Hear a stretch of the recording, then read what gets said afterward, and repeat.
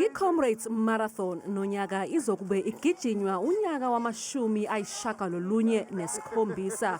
Ukubambisana-ke nongoti abehlukene sayaqinisekisa ukuthi ngenxa yokuthi kungenzeka kube khona isiminyaminya esincane laphana ngase-Westwood ngenxa yokuthi umgwaqo uthe ukubuya kancane ngenxa yokuthi uyakhiwa. Sasithi lesi e-Pinetown sizozama ukuthi ingabi khona i-cut-off. I-cut-off yokuqala izoba lapha endaweni ekuthiwa ise-Winson Park ezoba-ke ngesikhathi somjaho kuzoba 4 hours 45 minutes.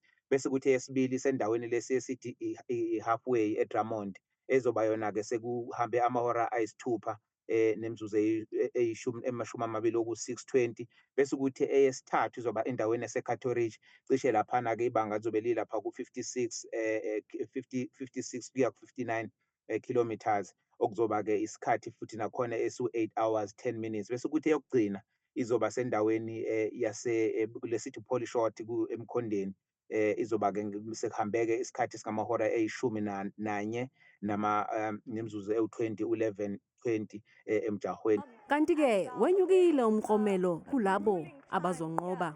Umklomelo wethu besebeke ku-550,000 kumuntu ozokwazi ukuthi aphumelele. Njengamanje sesukhuphulile-ke su-825,000 okuwukuthi loyo msubathi uma kuthi waseNingizimu Afrika uzophinda athole-ke u-250,000 ukuthatha-ke imali ezotholwa umsubathi ibeke ngaphezu kwesigidi. Bese kuthi uma ngabe lo msubathi ephinde kwazi ukuthi eshaye lento esibiza nge-best time okuyisikhathi-ke se-uprun kwabesilisa nabesifazane kwabesilisa u-5:24 uzobe sethola-ke futhi u-500,000. Bese kuthi abesifazane isikhathi sakhona u-5:58 53 esibekwe intokazi le ezobe ikhona nayo ngesonto, intokazi kaGerda Steyn ezophinda naye athole u-500,000. Bese kuthi uma uphinde wenza lokhu sithi i-average pace ekhona, fastest average pace over the years, uphinde uthole futhi omunye u-500,000 okakubeka ethubeni lokuthi ungagcina uthole ngaphezulu kwezigidi ezimbili.